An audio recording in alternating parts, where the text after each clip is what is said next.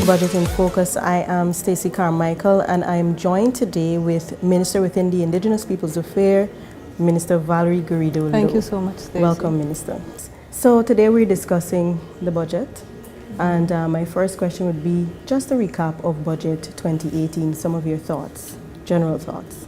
Well, first of all, I think 2018, as I said in my presentation, it's a good budget. It's a fit and proper budget. I like it.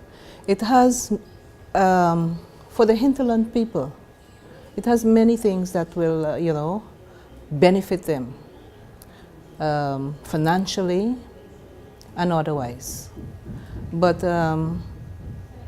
most of all, as a minister within the Ministry of Indigenous Peoples Affairs, we are concerned with the empowerment, economic empowerment of the indigenous peoples. And any normal person would like to be empowered that way. Any adult, young adult also. You wouldn't be, you wouldn't feel good getting handouts. Somebody come in and give you a moto, a spade and a fork and a hoe and a pickaxe to do some farming, and then every year a little bit here and there provided for you, and then expect you in your remote communities to live a good life. That is not living a good life. That is making you dependent on a government who cares very little for you. So with this budget, monies have been earmarked to start village economies. In Monkey Mountain, for instance, 10 million has been allocated for a lapidary workshop. Now in Region 8, when you walk, I think on one of my presentations I said, when you stump your toe, it's a semi-precious stone you stump it on. So the thing about it is to use the resources that are available within the communities, within the regions, and make them work for you, make them make money for you. But it will need a vision, first of all, discussion as to how we're going to, what we're going to do with the resources. Take a stock of what resources you have. Because I always say that God never leaves anybody without. Certainly the indigenous peoples are not financially viable, but it doesn't mean that they were left without.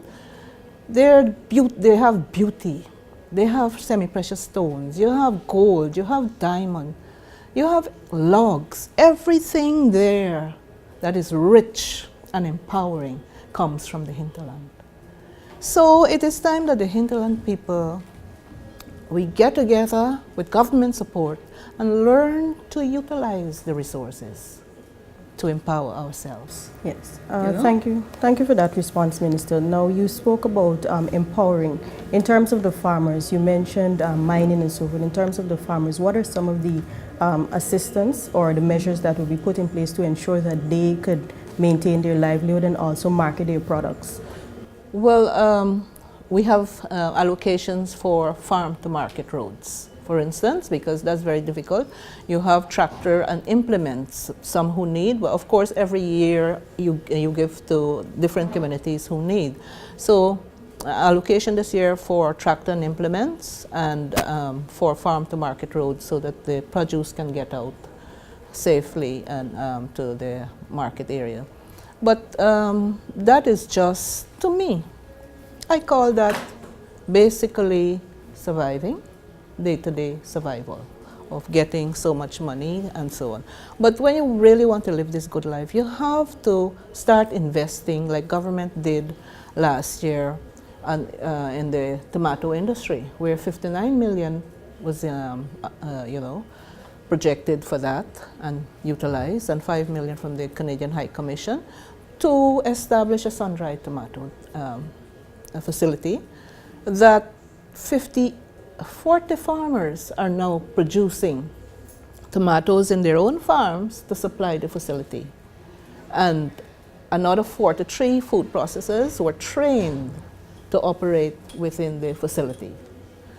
Added to that, you have like guards and so on. You have food processors right working in there. You have women planting at the top of the mountain. It was nothing on top of that mountain. Now today when you visit, it's a beautiful view. And the culture has developed now. Every evening, the ladies and some men would walk up the mountain to water their plants. So you have conversation, it's a whole social change there now.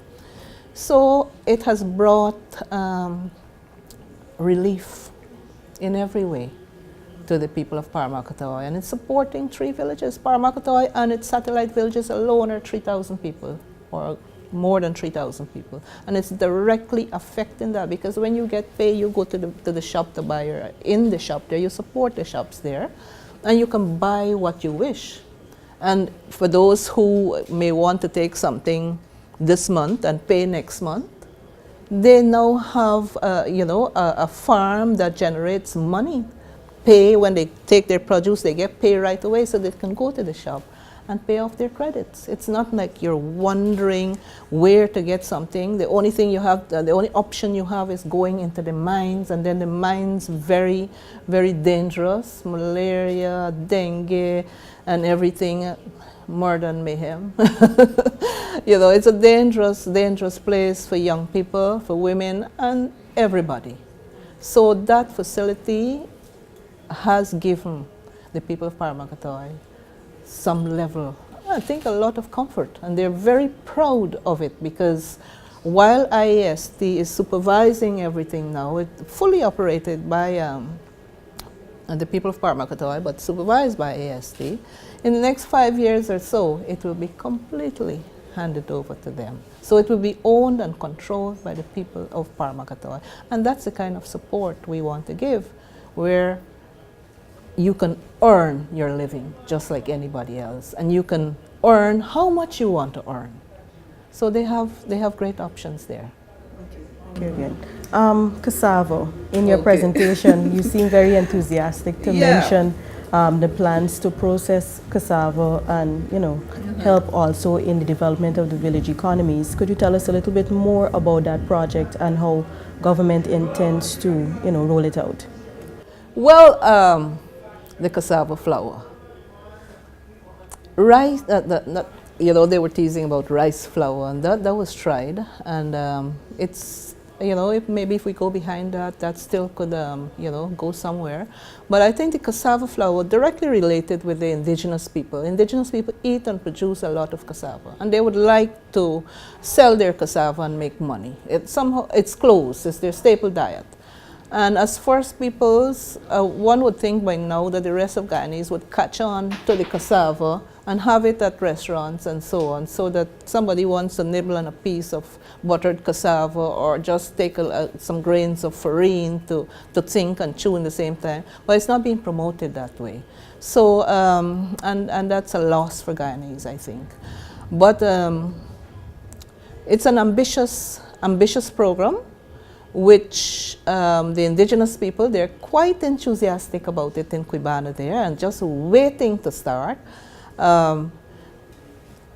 You have the cassava flour and you mix it like Barbados, like 60% of the wheat flour, 40% of the cassava flour, and you have this healthy mixture against a mixture that can give you lots of problems in your stomach and so on.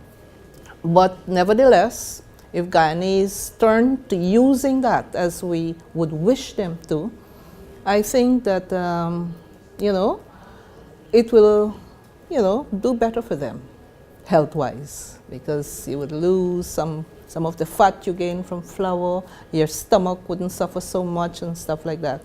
So we're hoping to start in the region, distribute to the region and so on, and then market to a really aggressive marketing in Georgetown to, encourage people like you to go and buy cassava and bread made out of cassava and wheat bread, wheat flour, cassava flour and wheat flour, to buy your pastries like that made from that flour. So I think it would work. It would work if Guyanese look at it carefully and open your mind to it. Open your mind to a product, to a healthy product. You know, some people have closed minds. I don't want to eat that, I don't want to eat that. I don't want to eat cassava. But cassava has been around before. It's from the first peoples. It has been around all the time. I think you owe it to yourself to try to to try to at least like cassava bread, because you know other things like wheat flour and came after, and we have adopted to that as part of our staple diet too. And while it's not right, we enjoy it, but we should give some consideration to what we have as our own, our local products. And this is what, as a government, we're trying to promote. We are promoting them, not trying to promote, because you have farms all over in the Pomeroon and where else producing ground provisions, healthy ground provisions and greens and so on. We need the market. The people need the market. And if we eat local and buy local, we would only be boosting our own people and our economy. So that's the whole concept with it. Criticisms, of course, you are expecting a lot of them, and some have been directed to the projects. You know, the opposition MP was saying that many of the projects that this government is now, claiming as their own were started before. So, what do you have to say in response? Well, I could respond directly to the tomato project. That was never, I don't think it was even a thought in their mind. So I don't know what they're saying with regards to that. The cassava flour, yes, the MP, Pearson, said that Tapakuma has that. But where is it going? They were in office, they were in the government for 23 years. Where did they go with any project, any income-generating project to empower the indigenous people for 23 years? Nowhere. Just a tractor, a motor, a boat. That is empowerment of the indigenous people. They want to earn just like anybody else, and they're counting on the government to create and support that kind of environment. They were there 23 years. They did nothing. And the indigenous people should realize that. They should realize that. Within 2.5 years, this government has already established and streamlined successfully, although it's short, 2 major products in the hinterland, the tomato and the Rupununi essence. So I would like, no one would, let's say, pat you on the shoulder, so we will pat ourselves on the shoulder and encourage ourselves, because I think we are on the right track and the people are happy. The people of Monkey Mountain are just waiting to get their lapidary going. As I said, the Caribs at Cuibana, excited. Maruca, Santa Rosa, and the coffee, they used to go coffee long ago. They're just happy. The farmers who will take part in this project are very happy. They've already cleared their land to plant coffee again. So that will be packaged and sold as an indigenous product, beginning to end. And what else? Poverty, I would say living in poverty. Smith Creek and people of Imbatero, all under the previous administration for 23 years. What have they done to improve their lives? Nothing.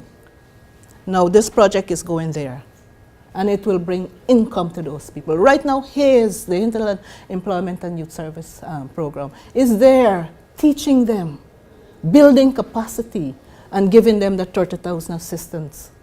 So they are beginning to see hope. There's hope for themselves.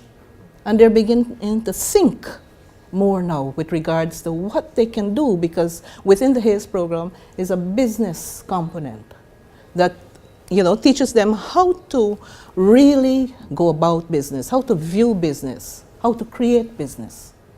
So we're happy what we're doing. They have nothing, they did nothing. That's for sure. Well, we know that in order to empower people, you need to, invest in education, and government has been on track with that. In terms of hinterland education, what are some of the plans, immediate plans for 2018?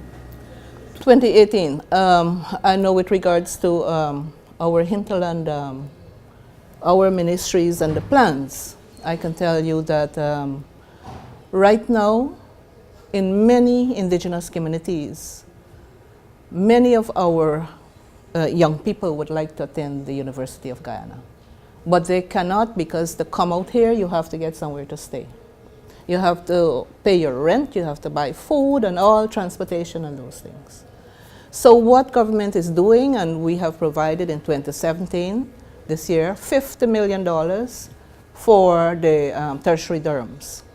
That's the start. Next year, another allocation will be provided to complete it, so that at least it can house 120 tertiary students going to CPCE, University of Guyana, and GTI. So at least parents in the hinterland can now look forward to encouraging their young people to, to go further, to further their studies. And we'll have more indigenous doctors, and because we have the medical program there now, more indigenous engineers and all those things. So that is it for that, and we continue the hinterland secondary school scholarship program. Added to that, for extracurricular, we have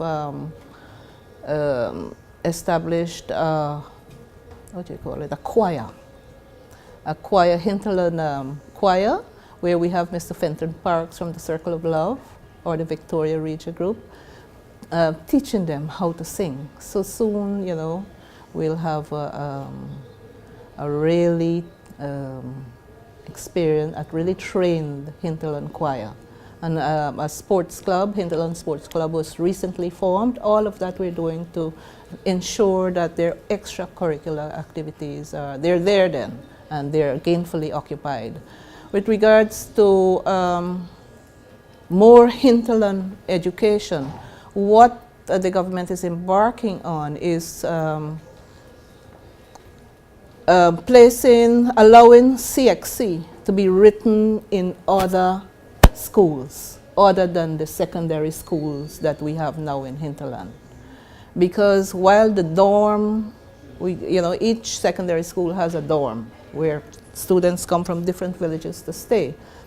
But while the dorm is, serves a purpose, I don't think it is, 100%, conducive for, growth of the a young person, because you have to have great supervision and everything there, and people are people, and they may not always live up to what you expect. And young people on the whole are, they must be, you have to have patience with them, and you have to be smart. Because young people, when at a teenager age, you think that you know everything, and you can do anything, whether good or bad. So they're at a stage there where they need to be more with their families, under family supervision. So that is why more, they will stay, some of them will be able to stay in their villages and take their exams right in the villages. So that's one that government is doing to promote comfort and to ease worry, so that parents and youth can live a good life. We spoke about agriculture, what is being done in terms of agriculture, education. What are some other priority areas the Ministry of Indigenous Peoples Affairs will be focusing on come New Year 2018? Well, with regards to languages, now it's really great that many of the Patamonas know their language, the Wapishanas the Mukushis, the Akawayos, Arakunas, but many young people, they are forgetting their languages.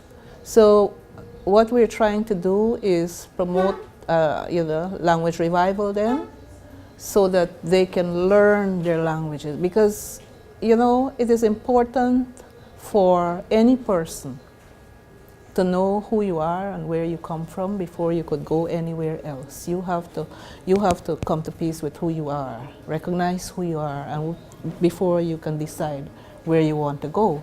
So first and foremost, their first people, we have nine peoples, or 9 nations, some people like to say. And once we have that, we feel that and we're proud about ourselves, we can come to the city, and instead of being shy, and instead of being ashamed of being an Amerindian and referred to as Buck and whatnot, you will be proud of who you are, and it wouldn't affect you what people say about you, because you will have that confidence and pride in yourself. So that is important. Our people must feel secure and confident and proud of who they are. Added to that, I know UG runs a great archive and Walter Roth Museum, but the ministry aims to start their own archives to document everything about indigenous people, each village, about the history of each village, the founders and everything, going not only written but photographs and everything. So we'll have like in a cultural department. That is what we're hoping to do for next year. So that is on the cards. Let me see what else. Sport. Sport is second nature to the indigenous people. I don't know why, maybe because when we go there we have freedom on big land and we just run and race each other and so on, and then jump in the water and swim and race each other. I don't know. But indigenous people have great talent where football is concerned, and they play some cricket, but they love volleyball and so on, but football. And the ministry has been working closely with the Guyana Football Federation to support indigenous football. If you can remember at the last Heritage Games, we had an indigenous all-stars against the GFF President 11 team. And it was a very good game. It was the first of its kind. And I don't know why, but the collaboration with GFF started really in a serious way only in 2015. So I think that's another plus for us, because you cannot do things alone. You cannot do things alone. You have to collaborate with people of like interests to support each other. So we have a long way to go. We already have some football stars who have represented Guyana already overseas, and we plan to have more in different areas of sports. All right, and as we wrap up the program, Minister, could you give us some closing remarks in terms of Budget 2018 and what Guyanese can look forward to in terms of development in the hinterland? Just some closing remarks. Okay, well, I know that the other ministries have, for instance, the continuation of hinterland airstrips, where we are lengthening some, upgrading some, and so on. That will continue. And what is nice about it, Ministry of Infrastructure, and I think the airstrips are on the Minister Ferguson purview, the villages now, first somebody else used to get a contract to upkeep the airstrips. Now the contracts go to the village council themselves, so money is going there now. Monies are going there right now from government to there. Added to that, I must compliment both ministers, Patterson and Ferguson, for establishing the core group. In the hinterland, we have core group working youths working in as far as Parima in Region 7, in Camarang, in Aishalton, in Lethem, where else? In Paramakatoy, Bamboo Creek, Urbero, and Mountain Foot, in Campbelltown and Madhya. So these are opportunities that never came their way before as government supporting youth. So initiatives by this government, you know, we cannot do everything one time. It's only 2.5 years. 2.5 years, and look how much we have done so far. 23 years and this city was never clean. It was unhealthy for every living creature. Maybe the rats liked it. But I can tell you, it's clean now. And every year it's going to be upgraded. You'll see parks, green spaces for children and families and so on. Every year this budget is going to have something that touches the people of Guyana. And I know they're saying things like, you know, only $500 for the pensioners. $500 for the pensioners. They have been doing that for the longest while when they were in the administration. Why they're criticizing now, I don't know. But every year there's going to be an increase.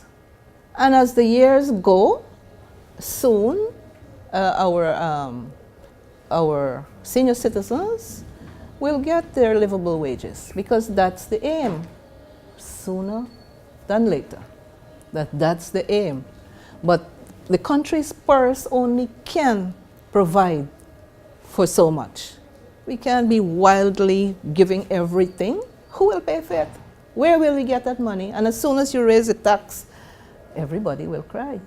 But that's the only way we will get money. But praise the Lord that, you know, we can look forward in the near future to more income coming in from our oil industry. So we have, you know, something to look forward to, but, you know, we're very cautious about it, because if you see the countries that produce oil, like in Africa and so on, and Venezuela, the state they're in right now, we don't want to become like that. So we're not, you know, people must, Guyanese must be wondering why we're not jumping up so much. But we're very careful about it, and we want people to understand that we got to build capacity, we got to create businesses, build other industries beside the oil, so that whatever happens, we would not suffer, you know. So 2018 budget, the teachers benefit a lot. Hinterland teachers with the allowances, remote area allowances and so on. That I think they're very happy for that.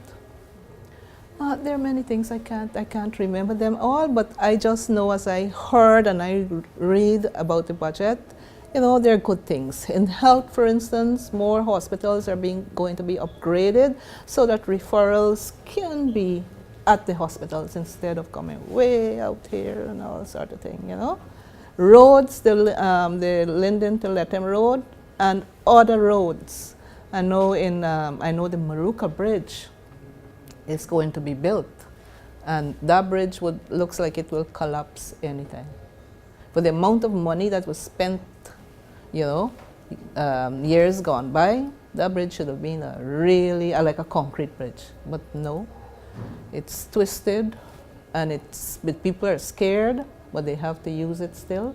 So if you know, in 2018, an allocation is provided to build a new bridge, a strong bridge. Well, thank you so much, Minister Garrido-Lowe, for taking some time out from the debates to be interviewed by us. And thank you, viewers, for watching Budget in Focus. Thank you so much, Stacey. You're welcome. And I wish the Guyanese people all the best.